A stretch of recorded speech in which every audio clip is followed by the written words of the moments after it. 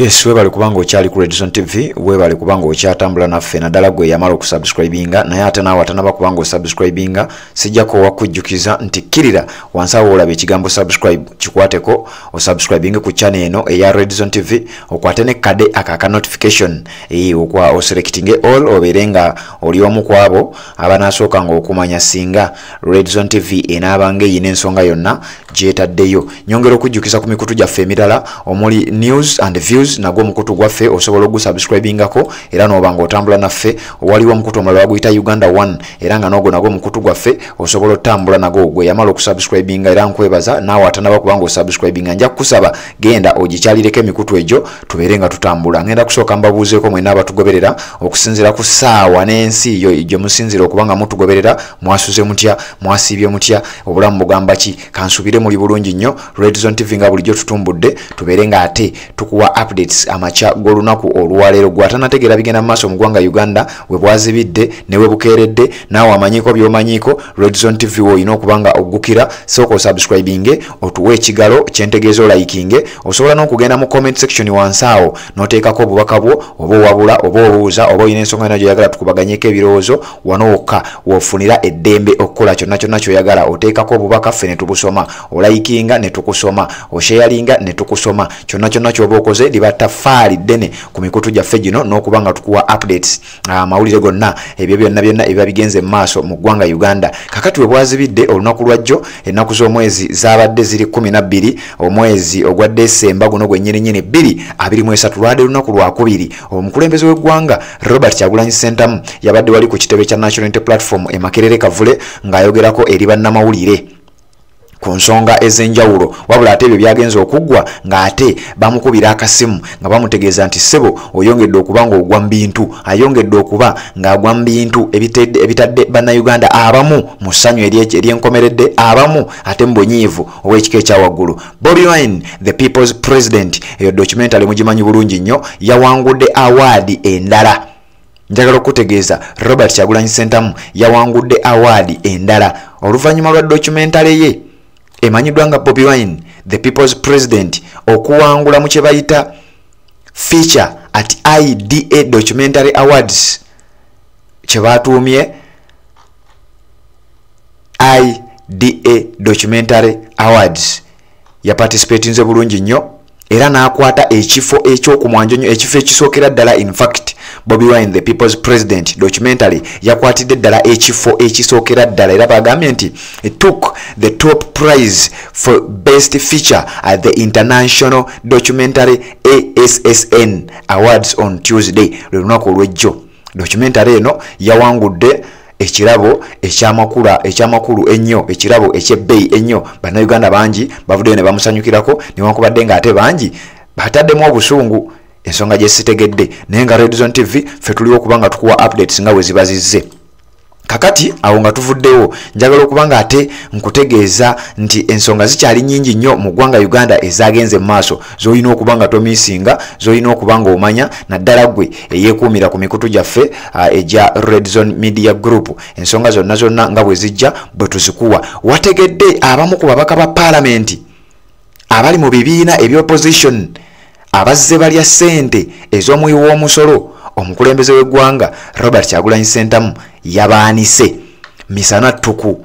Abamu babadde basiriikidde ekintu kino nga tebaagala ensi emanye era nga bagamba nti tewali muntu n'omu gwe bagenda kubanga bategeeza ku nsonga eno. Njagala okutegeeza gwali ku Redison TV nti ssente ezizze ziweebwa ababaka ba paalamenti okuva mu gavumenti sente zonna zibadde zibaweebwa wabweru w'amateeka era ng'ekikolwa ekyo tekikkirizibwa mu mateeka. Nenkuzaako kemabega mu mwaka gwa 2005 era njagala okutegeeza nti sente zino zibaweebwa nga waliwo ensonga egenda okuyisibwawo era oluvannyuma neeyisibwawo ebiseera ebisinga ewunzika enyigiriza bannayuganda. Nkuzeeko emabega omwaka gwali gwa 2005 paalamenti eyo gy'olaba buli mubaka eyalimu baamuwa obukadde 5 million Ugandan shillings okukyusa constitution okutigaatiga ssemateeka okujjamu kye bayita term limits ekkomo ku bisanja. Just 5 million Ugandan shillings ze baawa buli mubaka yali atula mu parliament eyo mwaka gwali gwa 2025 era basebo ne bannyabo ne batuula mu parliament constitution ne bagitigatiga ekkomo ku bisanja ne balijjawo olwo Museveni n'asigala ng'afuga nga talina komo ku bisanja nga tewali kimukugira. Mu mwaka gwa 2017 buli mubaka wa NRM yaweebwa obukadde bwa siringi za Uganda 40 okujjawo kye bayita age limit. Age limit eyo mu kugijjawo jukira Robert Kyagulanyi Ssentamu yali yakajja mu parliament gwe mwaka mu yajira mu parliament era ye challenge yasooka okusangayo kye kikonde kiri kye mujjukira gwali mwaka wa 2017 ababaka baweebwa milioni 8 okujjawo age limit era constitution ne bagitigatiga age limit nejjibwawo munansi nasigala nga takkiriza era nga takkiriziganyiza n'ababaka ba parliament ekyo kye baakola ate nga bano ababaka jjukira bakiikirira muntu gwe nange. Olwaleero we twogerera mu kye bayise Christmas bonanza buli mubaka wa parliament yaweebwa milioni 10. Ompulira bulungi nnyo 25 zaali milioni 5 2017 zaali milioni 4. Olwaleero buli mubaka wa parliament yaweebwa milioni 10 mu nkukutu era bana Uganda bangi tubadde tetumanyi bintu bino naye nga sente zino baazibawanga Christmas bonanza nti bagende mu Christmas beyozeeko enfuufu. Olunaku lw'ejjo Robert Kyagulanyi Ssentamu yabadde ayogera ensonga eno yagyogeddeko era ayina ebigambo bye yayogedde ngenda kubanga mbikuwa oyeewulirire naye nga sinaba kubanga nkuwa ebigambo bya Robert Kyagulanyi Ssentamu njagala okutegeeza nti sente zino ze bawadde abantu bano bazibawadde okuyisa kye bayita supplementary budget embalirira oba ennyongereza. Budget yayita dda ne wabaawo sente ezo ez'ennyongereza eziweebwa oba amagye oba state house oba ebitongole ebyenjawulo naye nga parliament yeyina okuyisa sente ezo. Njagala nkuwa ebigambo bya Robert Kyagulanyi Ssentamu mu kamwake then oluvannyuma nzija ate nkwongere ne updates oli ku Redzone TV nga sinaba kubanga nkwongerayo. Njagala nkujjukize nti sooka okkirire wansi awo olaba ekigambo subscribe kikwateko osubscribinge ku channel yaffe eno okwate ne kade aka notification obeere nga tomissinga nsonga yonna nga sinaba kubanga ngenda. Njagala okujjukiza ku baganda baffe aba Skyway Safaris Limited bakulambuza eggwanga Uganda bakutwalako mu nsozi ez'Erwenzori bakutwalako mu Bwakabaka obwenjawulo bakutwalako ku bintu byonna biwandyagadde okubanga olambula mu ggwanga Uganda. Enamba y'essimu eri 0708 072679 0708 072679. Njagala nkuwe eddoboozi erya Robert Kyagulanyi Ssentamu then nkomewo ate tukuwe updates endala. Redzone TV kwoli. Out of that 3.5 trillion, 418 billion is going to Museveni's house. Now this is a man that is already spending 2 billion shillings every day. However, that is not enough. Museveni needs another 418 billion to spend some more. Now, an even bigger problem comes here. On top of the 3.5 trillion, there was an addendum of 55 billion. Now, this sounds like a scandal, and it was important that I communicate it to you, ladies and gentlemen. You remember that in the past supplementary budget last year of 77 billion, members of parliament were each bribed with 40 million shillings. Many of them denied it, but yes, some of them actually spoke the truth that they were given that money. This time they are giving every member of parliament 100 million shillings as a bribe to pass that supplementary. Let me repeat it for clarity. This time the regime is bribing every member of parliament with 100 million shillings of taxpayers' money in order to pass this supplementary budget. Now imagine 55 billion shillings just going out to members of parliament as a bribe. I want to use this opportunity to warn our members of parliament that we know about this and we have broken the news to the population.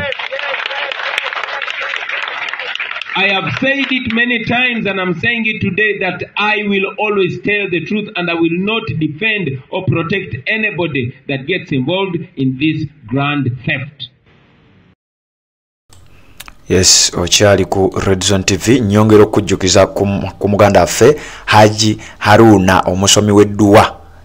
Gwe wenna ayina ebizibu ebyenjawulo nga wandyagadde okuba nga osumululwa, embuto zibuze, ebizibu ebyenjawulo byonna ebiri jeno nga wobimanyi. Ono omusajja gwe bayita Haji Haruna asangibwa Kayunga Bugerere. Bw'otuuka e Kayunga ng'okuba ku namba y'essimu eyo nga bw'ogirabaawo eri 0702 152 223 0702 152 223 0702 105 230. Bamuyise Haji Haruna omusomi w'edduwa asangibwa Kayunga. Bw'otuuka side ze Kayunga ng'okuba essimu Kayunga Bugerere si wala nnyo awongera bwentera okugamba abaliyo nga tunoonya akalulu ka Harriet Nakwedde ndowooza musobola okujjukira bulungi nnyo abantu awo si wala. Bw'obanga oyagala okusumululwa emikisa omusajja ono akuba bukuba ekitabo, omusajja wa dduwa akulombera edduwa n'oba ng'owona ebizibu ebyenjawulo. Si wansaasi si musawo muganda wabula mulombi wa dduwa yasaba busabi Allah n'aba nga ate akusumulula ebizibu byo ebyenjawulo. Emikisa gyo ne gibanga gisumululwa, embeera yonna ebekwezinzeeko